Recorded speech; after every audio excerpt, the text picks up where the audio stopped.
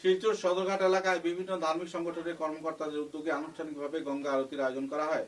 চতুর্দিকে বন্যার পরিস্থিতিকে সামনে রেখে গঙ্গা আরতি করায় সাধারণ জনমনে স্বস্তির নিঃশ্বাস পরিলক্ষিত হয়েছে। এই ধার্মিক অনুষ্ঠানে বিপুল পরিমাণে ভক্তপ্রাণ নাগরিকরা সদরঘাট স্থলে উপস্থিত হয়ে গঙ্গা আরতি দর্শন করেন এবং এই ধার্মিক অনুষ্ঠানের প্রতি তাদের মোহ পরিলক্ষিত হয় এবং মা গঙ্গার প্রতি বন্যা নিয়ন্ত্রণে সহযোগিতা করার জন্য প্রার্থনা জানানো হয়।